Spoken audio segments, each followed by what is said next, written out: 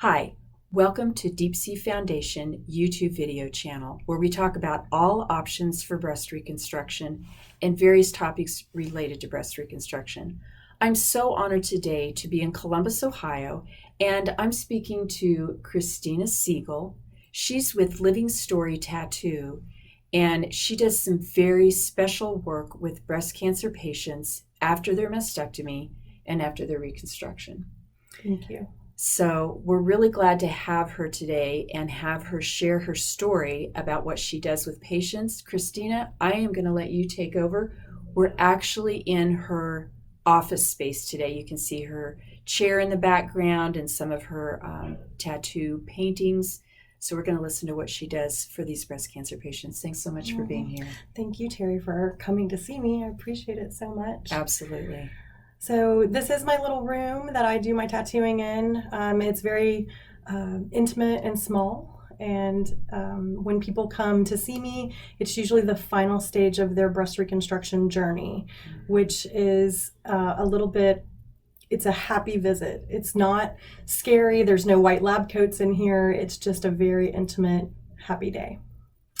So normally when people come, their doctor has told them that they're ready for the tattooing portion of their breast reconstruction, and then they will contact me for an appointment, and we talk about what their goals are. And with areola tattooing, it's usually to give them a restored look to the breast. It can't be like it was before, but it can be very close with artistic techniques. Right. So you really are part of that final symmetry phase that the physician has worked on prior to them seeing you. Absolutely. And then, so let me ask you a question, Christina.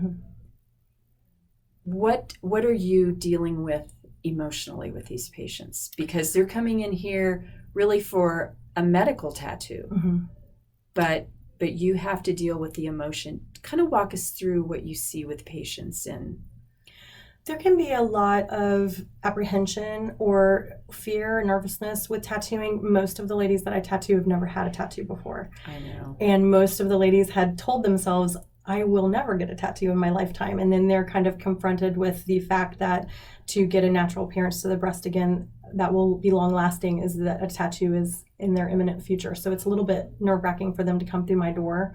Hopefully I don't scare anybody. I've been through your door for about a half an hour, and you have a very welcoming and calming demeanor. I don't see that happening. Well, thank you.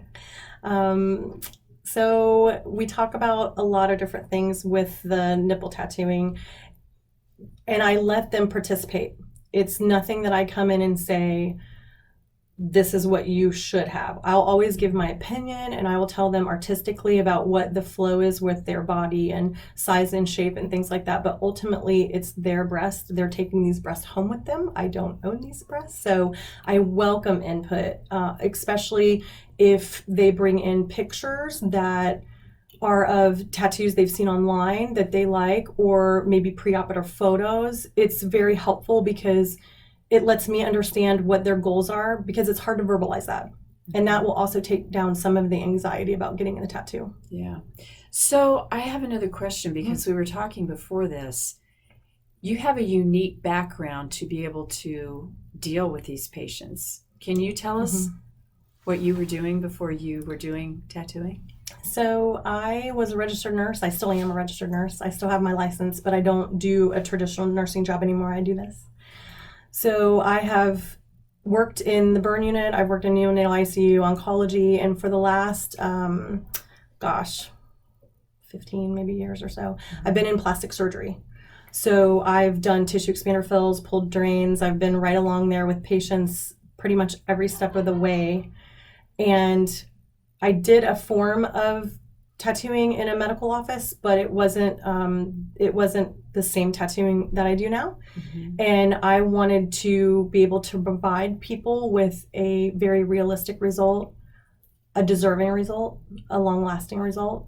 And I wasn't able to achieve that there. So when I left, I did a tattoo fundamental apprenticeship. And then I've done 2 different separate trainings with nipple-specific ladies who do that. And I trained with a gal named TJ Dill in Rochester, New York, and she was wonderful. And then I also trained with Stacey Ray Weir, who is she's the founder of this art tattooing program, which is areola restorative tattooing, and she's a mastectomy survivor herself. She had the BRCA gene. Okay. And so it's her mission to kind of stop these bad tattoos from happening. Mm-hmm. And so I trained with her. She has a lot of heart and soul that gets put into her tattooing. I felt very connected to her on that basis. Mm-hmm. And I learned a lot. Yeah, that's really a solid base for training in terms of being a nurse, seeing the process of the reconstruction, going through that process with the patient, mm-hmm. but then also this additional training that you've had mm-hmm. with the tattooing. So give me or give the viewer some vocabulary to mm-hmm. ask if they don't know who to go to for a tattoo specialist. What are some questions they should ask so that they know in their mind, okay, I think this person is good. I feel comfortable going to them. Okay.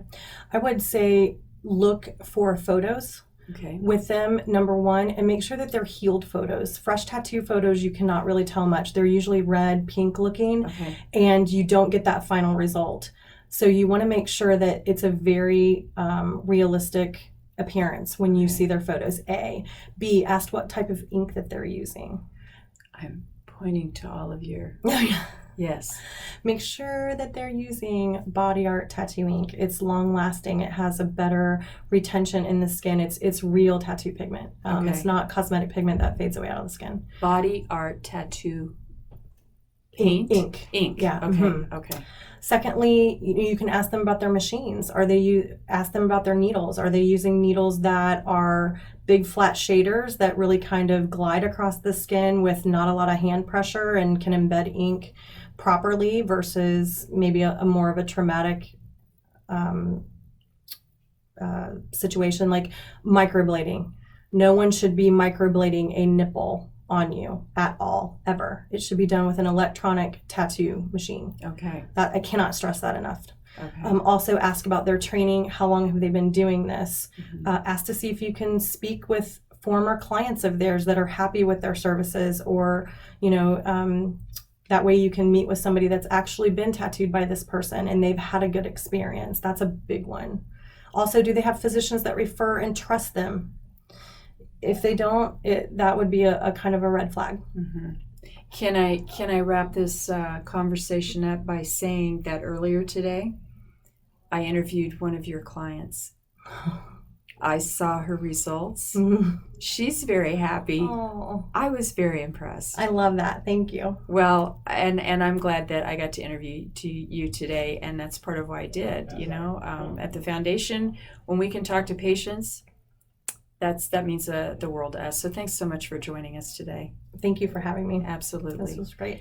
Thanks for watching Deep Sea Foundation. Please comment on our videos. Give us a thumbs up, like. We always appreciate that. Let us know what other topics you'd like to hear about. Thanks so much for watching.